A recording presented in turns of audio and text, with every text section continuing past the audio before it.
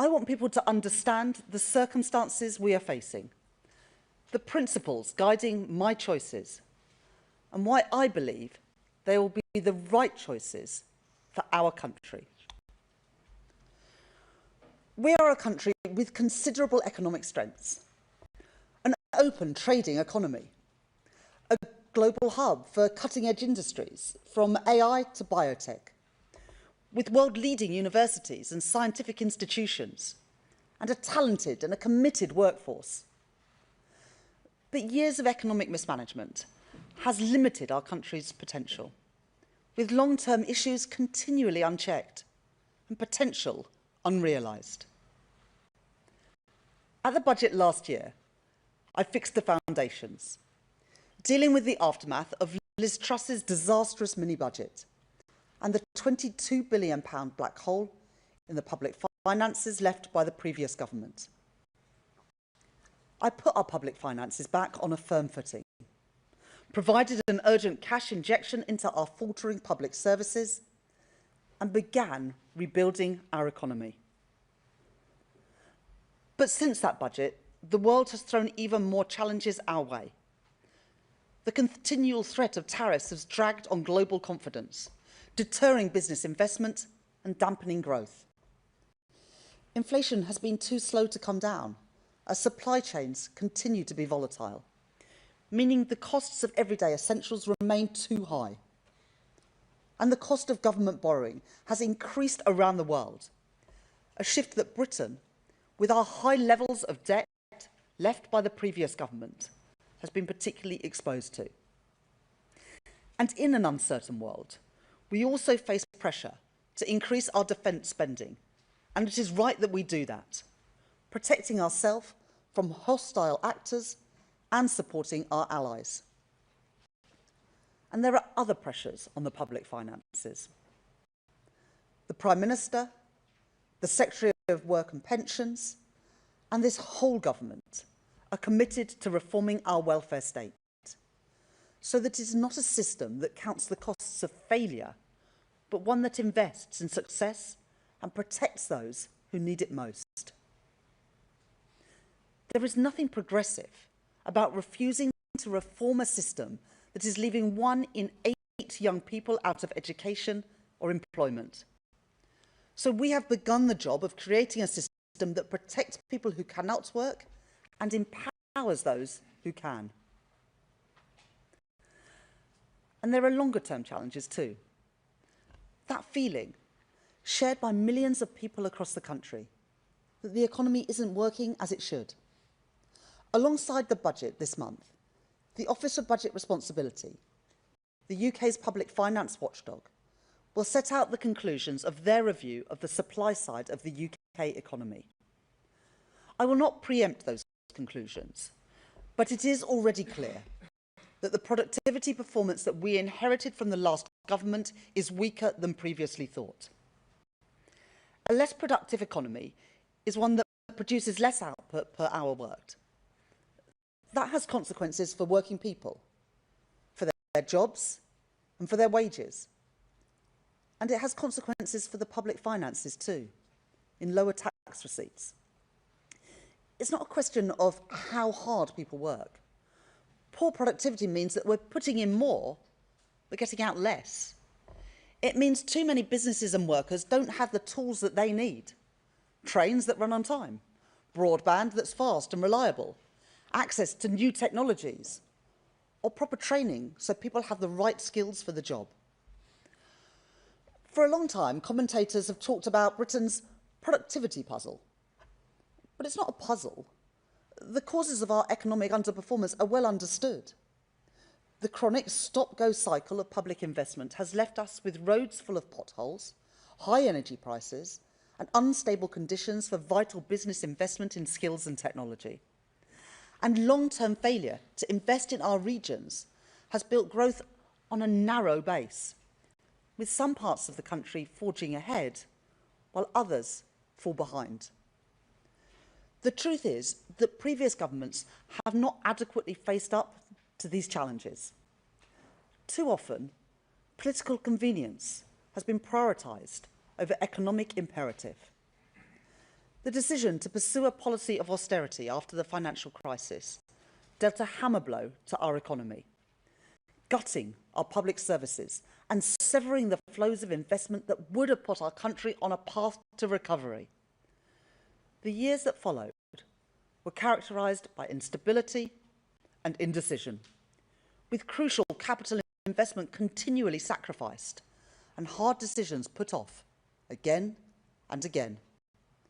And then a rushed and ill-conceived Brexit that brought further disruption, as businesses trying to trade were faced with extra costs and extra paperwork. All this meant that when the pandemic arrived, our country was underprepared, our public services weakened and our economy fragile. And we finished the pandemic with higher death rates and higher debt than our peers. This isn't about relitigating old choices. It's about being honest with the people about the consequences that those choices have had. It is my job to deal with the world as we find it, not the world that I might wish it to be. Not to commentate or to speculate, but to act. In my May's lecture last year, I set out our plan for solving our productivity problem through a programme of stability, investment and reform. And when I became Chancellor, I began to put that plan into action, stabilising our public finances, making the tax and spending decisions to get debt down and to fund our public services sustainably, changing the fiscal rules to increase public investment by £120 billion over the course of this Parliament, and crowding in private investment too, for road and for rail, for housing and nuclear power, and reforming our economy, ripping up the planning rules so we can build housing and infrastructure right across the country, bringing the brightest and the best to our shores with a new visa regime, and signing trade deals with the EU, the US and India to help businesses export around the world. We've begun to see the results of those plans in falling interest rates and falling NHS waiting lists, in rising wages and rising investment. But I know that real progress takes time. Our growth was the fastest in the G7 in the first half of this year. I don't expect anyone to be satisfied with growth of 1%. I'm not, and I know that there is more to do. The first part of our planning reforms will add an additional £6.8 billion to the size of our economy in the next 5 years. But the next part, our planning bill, must complete its passage through Parliament before it can make a difference. Interest rates, which rose from 0.1% to 5.25% in the last Parliament, have now been cut 5 times. But at 4%, they are still a constraint on business borrowing and a burden on family finances. Inflation is already much lower than the double digits seen under the previous government. And the choices I make in this budget this month will be focused on getting inflation falling and creating the conditions for interest rate cuts to support economic growth and improve the cost of living. I understand the urge for easy answers. But politicians of recent years have become addicted to shelling out for short-term sticking plaster solutions rather than making long-term economic plans. They were irresponsible then. And those who continue to push for easy answers are irresponsible now. The UK's national debt now stands at £2.6 trillion, equivalent to 94% of GDP. Before the mini-budget, our borrowing costs were in the middle of the pack compared to other advanced economies. But now we have the highest borrowing costs of any G7 country. Today, 1 in every £10 of taxpayers' money is spent on debt interest. Not paying that debt down, but just paying the interest to our creditors. At the budget last year, I changed the fiscal rules to strike a careful balance, to invest more in capital alongside a credible plan to grow our economy and bring debt down within this Parliament. That was the right decision to break the cycle of low productivity and low growth. But that additional investment can only be delivered because markets know my commitment to the fiscal rules is ironclad. Some people say that we should just sidestep those rules, that we can borrow more without consequence by simply reclassifying areas like defence or education. But no accounting trick can change the basic fact that government debt is sold on financial markets. There are limits on the price that banks, hedge funds and pension funds are willing to pay for our debt. And we are competing constantly with other countries also selling debt. The more that we try to sell, the more it will cost us. It is important that everyone, the public and politicians, understand that reality. The less we spend on debt interest, the more we can spend on the priorities of working people, our NHS, our schools, our national security. The public service is essential to both a decent society and a strong economy. At the budget last year, I provided our public services with a vital cash injection, and I am proud of that choice. Proud that it is a Labour government that is providing record investment in our NHS, getting waiting lists down by over 200,000 since the election. Proud that it is a Labour government that is investing in our children through the rollout of free breakfast clubs and free school meals. And proud that it is a Labour government that is funding our armed forces and remains resolute in our NATO commitments. The alternative is to row back on those investments, to return to the cycle of austerity and decline, which is what got us here in the first place, passing the cost of government failure onto communities and families, stifling our economic growth and weakening Britain's foundations in an unstable world. I will not repeat those mistakes. But if we want strong public services in the decades to come, then we must recognise that productivity and efficiency are not only a challenge for business, they are a challenge for the public sector too. At the spending review, I announced £14 billion of efficiencies per year to be delivered by 2029. Cutting government spend on consultancies, getting rid of bureaucratic quangos and regulators, and driving efficiency through AI and digital technologies. But I know that there is more to do. In the budget and beyond, I will continue to drive for more productive and more efficient public services right across government, making savings and rooting out waste wherever I find it. Now, my opponents will tell you that they could do more. Reform, who promise savings from our public services, and yet in Kent County Council and councils they run across Britain, apparently they can't find a single penny, and instead going to increase council tax for more than 2 million people. Or the Conservatives, who promised £47 billion of cuts, when during 14 years in power they oversaw rising welfare costs and a growing civil service. What were they doing for 14 years? Let us be clear. There is no way that cuts on that scale, equivalent to cutting our entire armed forces or cutting every single police officer in the country twice over, could be delivered without devastating consequences for our public services. Austerity, reckless borrowing, made-up numbers. They are the problems, not the solutions. They are the mistakes of the past which would only take us backwards. I will not repeat them. When I was appointed Chancellor, people put their faith in me to take our country forward, not to be swayed by political convenience, not to always do what is popular, but to do what is right.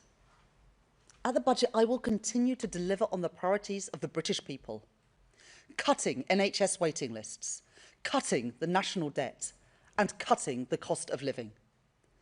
And in the context of the long-term challenges on our productivity and heightened global uncertainty, any Chancellor of any party would be standing here today facing the choices that I face. The difference is in the priorities and the values that will guide those choices. Mine will be a budget for growth, with fairness at its heart, and a budget that supports businesses to create jobs and to innovate. As I take my decisions on both tax and spend, I will do what is necessary to protect families from high inflation and interest rates, to protect our public services from a return to austerity, and to ensure that the economy that we hand down to future generations is secure, with debt under control. If we are to build the future of Britain together, we will all have to contribute to that effort. Each of us must do our bit for the security of our country and the brightness of its future. There is a reward for getting these decisions right. To build more resilient public finances with the headroom to withstand global turbulence. Giving business the confidence to invest and leaving government freer to act when the situation calls for it. To continue to invest in our infrastructure and our industry to build a stronger economy. And to get the cost of borrowing down, spending less on debt interest and more on schools and on our health service. The Office of Budget Responsibility will make their forecasts at the end of this month. But let's be clear about what forecasts are. They're not visions of the future. They're a look in the rearview mirror. The OBR rightly make their predictions based on the data that has gone before. But I do not believe that our past has to determine our future, or that a stuttering economy, poor productivity and falling living standards is somehow Britain's destiny. A brighter future is within our grasp. We were elected to break with the cycle of decline, and this government is determined to see that through. So we will go further and faster on planning, on the industrial strategy, on reforming regulation, all to deliver growth throughout our economy in all parts of our country. We will bear down on waiting lists, on the cost of living, and on the national debt, which compound these challenges. And when that requires hard choices, we will act, guided by the interests of working people. We were elected on a commitment to put country before party, the national interest before political calculation. And whatever challenges come our way, whatever challenges come my way, we will not be swayed from that. At the budget this year, I will continue to build the strong foundations to secure Britain's future, for a fairer Britain, a more prosperous Britain, a Britain with an economy that works for everyone. Thank you very much. I'll now take questions from people. Start with Beth Rigby from Sky News. Thank you. Chancellor, you made history in your last budget when you increased taxes by £40 billion in the biggest tax-raising budget in over a generation. You said at the time it was a once-in-a-parliament tax-raising budget, and you told me explicitly Labour would stick to our manifesto commitment not to increase taxes that working people pay. Today, do you still stand by both those promises? And if you can't, or if you won't, aren't you making a mockery of the voters that put their trust in you at the general election? Thank you. Thank you very much, Beth. I will set out the individual policies at the budget on the 26th of November. That's not what today is about. Today is about setting the context for that budget. And your viewers can see the challenges that we face, but the challenges that are on a global nature. And they can also see the challenges in the long-term performance of our economy. And the Office of Budget Responsibility will set all that out. So they've done the review of the supply side of the economy. That looks at the past, but they use the past to predict the future. And as Chancellor, I have to face the world as it is, not the world that I want it to be. And when challenges come our way, the only question is how to respond to them, not whether to respond or not. And as I respond at the budget on the 26th of November, my focus will be on getting NHS waiting lists down, getting the cost of living down, and also getting the national debt down. Robert Peston from ITV News. Chancellor, good to see you. You've just made the case, in effect, for raising taxes by tens of billions of pounds. The HMRC stats don't lie. If you do that, you will have to put up taxes for millions of people, including those you call working people, won't you? Well, today is not about individual choices. They will be set out in the usual way in the budget. But what I want people to understand as we go into that budget is the circumstances which we face, and that is circumstances of great opportunities for our country, for the reasons that I set out, but also big challenges. And as Chancellor, I could do what previous governments have done, which is to sweep those challenges under the carpet, to cut capital spending, to make the numbers add up. But then we'd be back here in a year or in 5 years' time with productivity still on its knees, growth underperforming compared with our peers, and the national debt continued to rise. So I'm being honest with people that at the election I said that we would put the national interest first. People can see that things are changing, that the global circumstances are challenging, and I hope they will see at the budget on the 26th of November that the focus on getting the debt down, getting NHS waiting lists down, and getting the cost of living down, which continues to be people's #1 concern, are the priorities that I will be focusing on. Neil MacDonald from Channel 4 News. Hello, Chancellor. Concerns about the OBR's assessment of productivity have been around for years and years and years. You must surely have known this problem was lurking out there. Does that mean that you should have been clearer with people at the time of the election that you might have to put up taxes to deal with that problem? Well, we did increase taxes last year at the budget to fill the £22 billion black hole in the public finances. Chancellor, of course, has to use the independent forecasts of the Office of Budget Responsibility, and we used those last year at the budget, at the spring statement, and at the spending review. But of course it is their right to change those forecasts. But the most important thing is that we use those forecasts to underpin a budget or a spending review. And in fact, when a Chancellor decides not to do that, you go the way that Liz Truss and Kwasi Kwarteng did, where they wouldn't even allow the OBR to do a forecast. I have respect for independent economic institutions, whether that is an independent Bank of England or an independent Office of Budget Responsibility, and that's why I use their forecasts in the way that we should.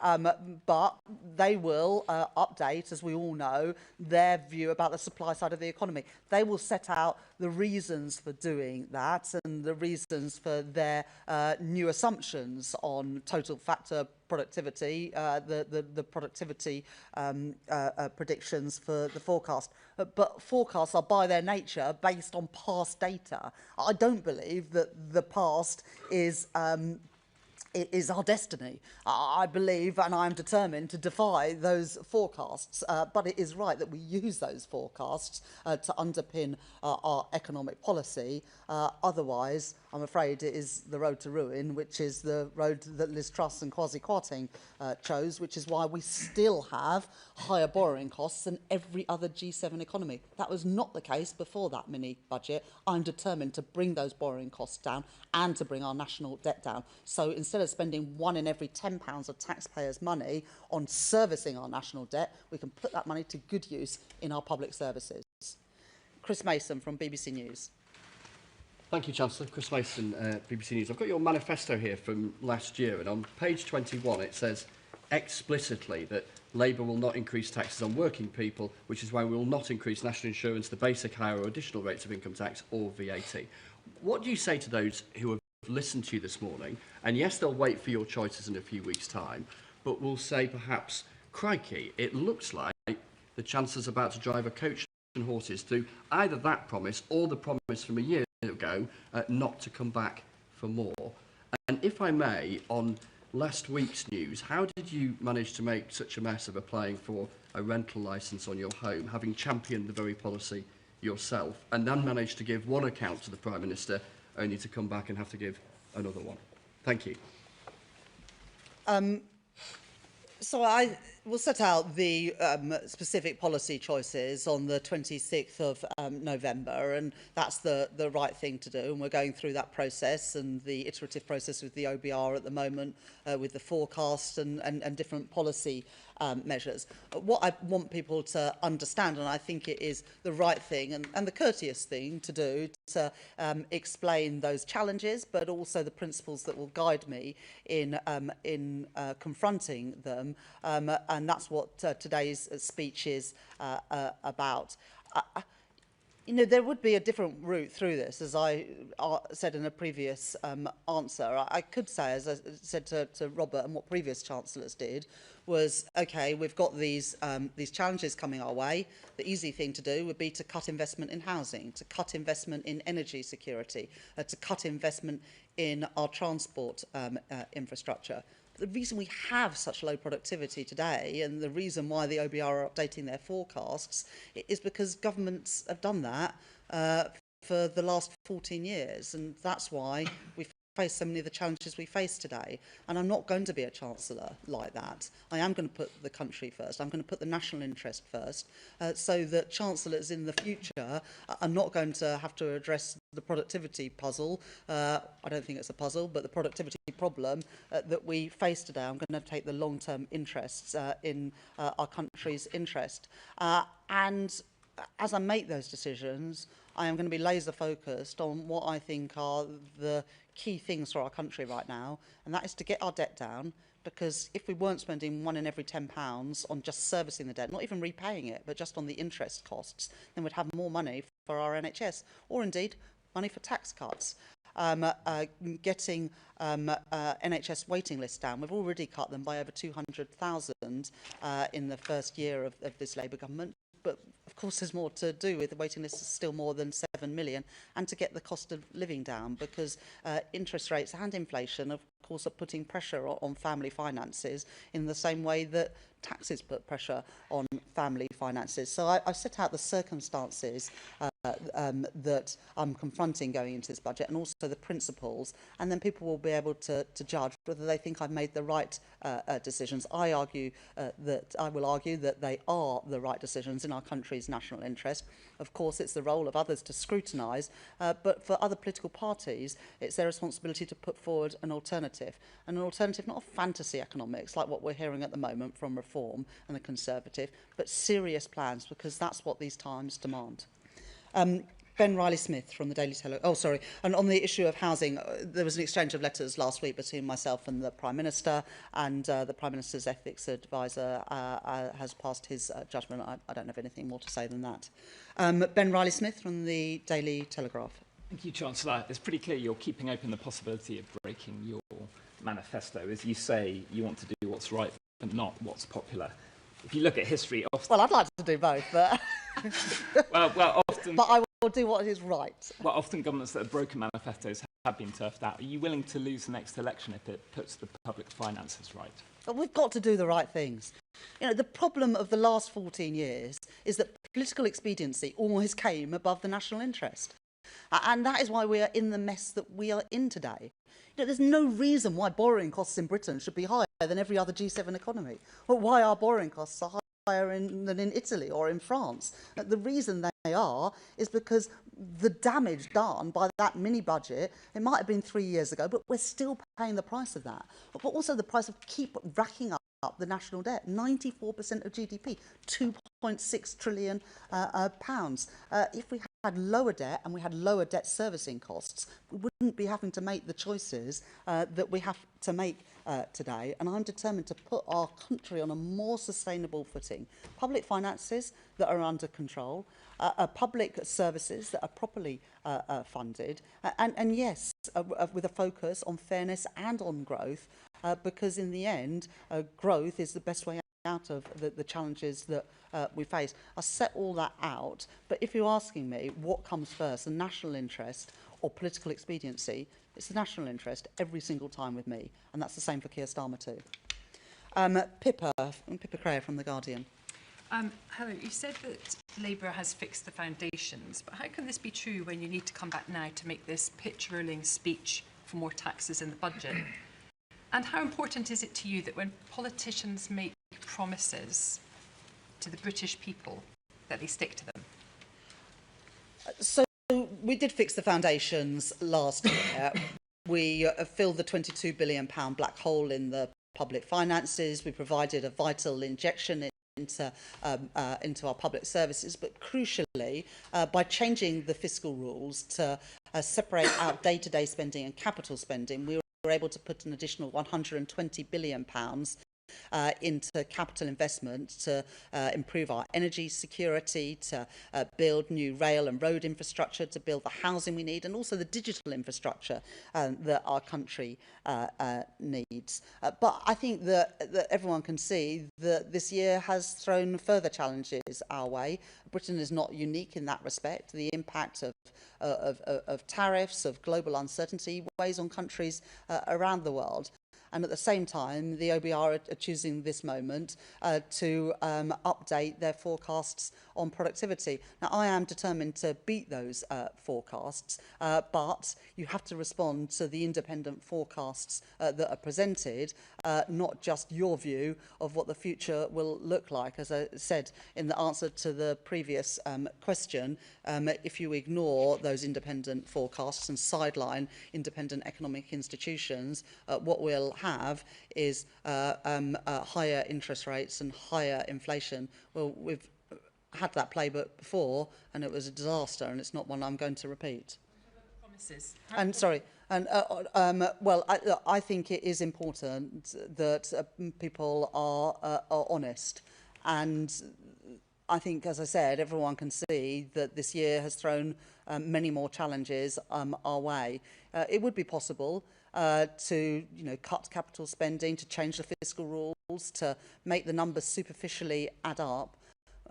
But I'm not convinced that would be the right thing for our country. And so I have to respond to the world as it is, rather than the world I might want to be. And I believe in the end that the public will respond better to doing the right thing than to just doing the expedient thing. Abigail Foster. How can you bring about hope to the young generation who can't get jobs, can't get houses, and are seriously worried about the upcoming budget? Yeah.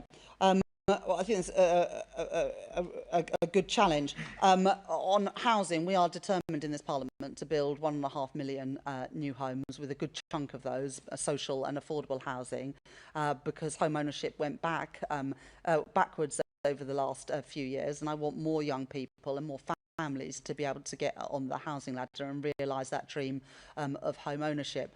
But there's another sort of deep problem, which is that 1 in 8 young people are not in education, employment or training, and that's why we're introducing a youth guarantee to ensure that all young people have those opportunities that perhaps we took for granted, but for too many people today is not the reality. So I recognise that young people, through the pandemic, through the cost of living challenges, have borne a particularly hard burden, and that's why we're putting more money into FE, into apprenticeships, and through this youth guarantee, as well as the house building programme, which I hope will enable more young people to buy a home of their own.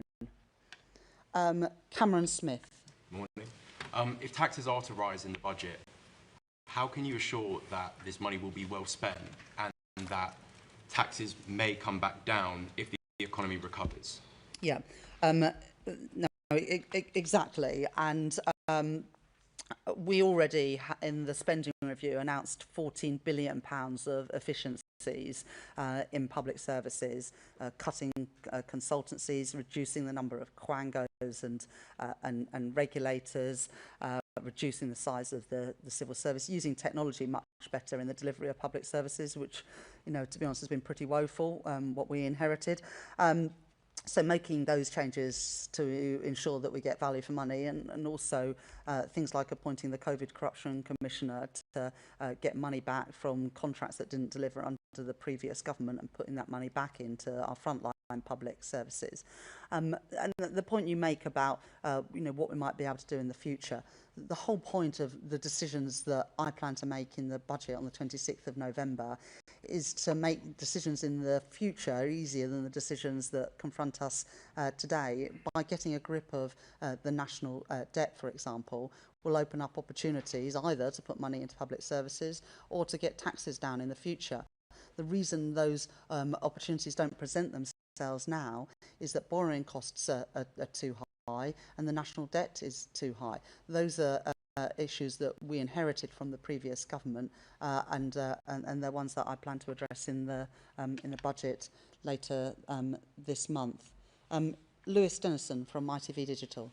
Now then, Chancellor, there's, as you've mentioned a couple of times, there's 1 million young people out of work or education, and you want to cut the welfare bill.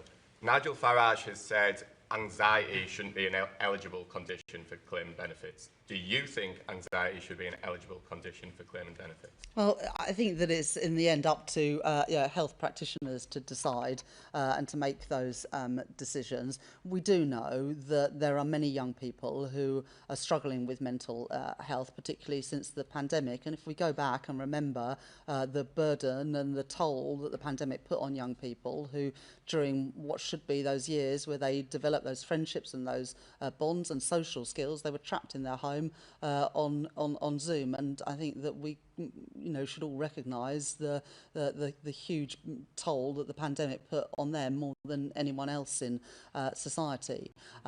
But that's why I believe we need to give more opportunities to young people, and young people with mental health issues, including anxiety, are often much better served if they are in work and given the support to get back into work, rather than just being left on out of work and sickness benefits, which is a waste of their potential and not a good use of taxpayers' money. And that's why the youth guarantee is going to be really crucial for us to reduce that problem of 1 million young people not in education, employment or training. It is not acceptable that 1 in 8 young people are in that position today, and I'll be setting out more details. I already announced the youth guarantee at our Labour Party conference, and be setting out more details in the budget.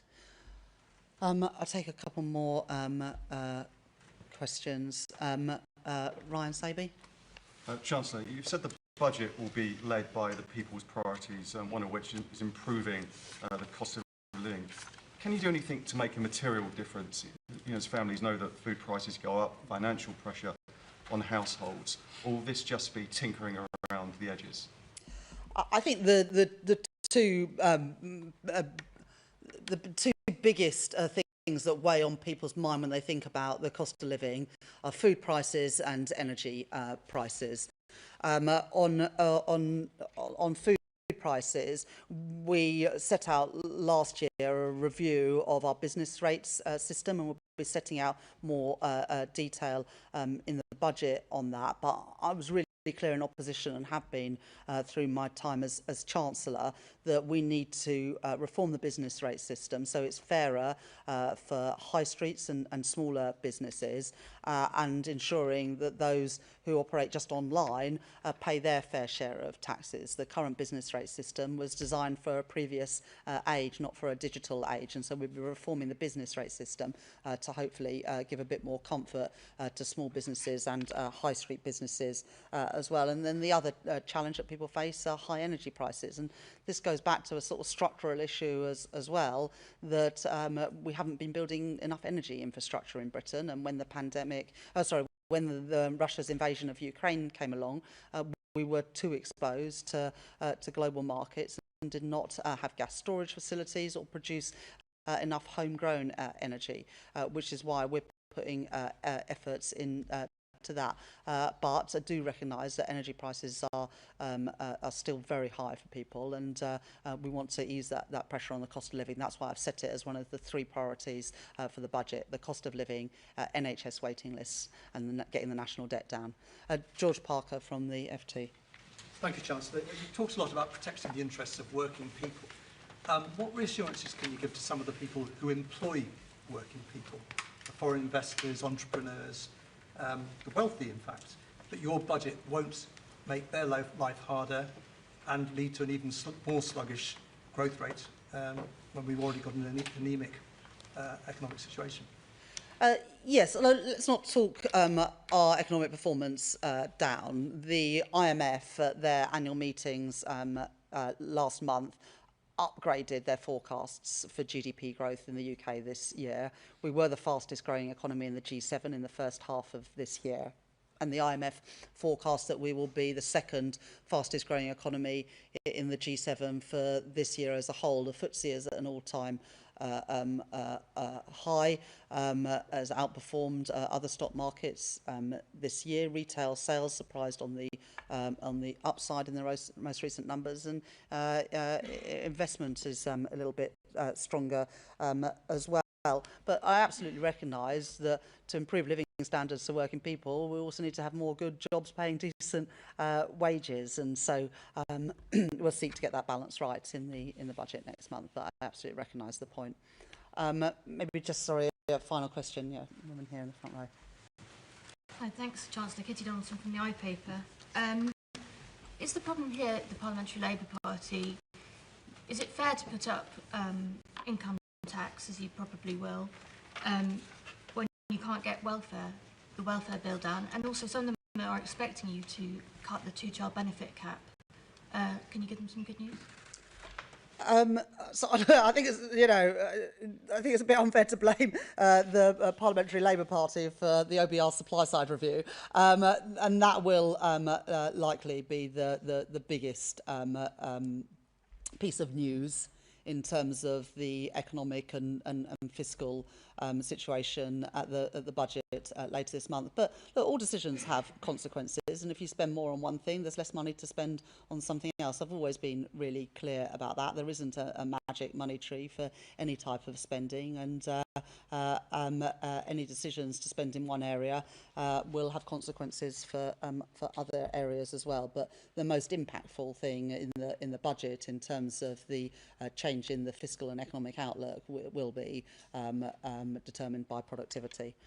Thank you very much. I'm sure we'll have other opportunities soon. Bye-bye.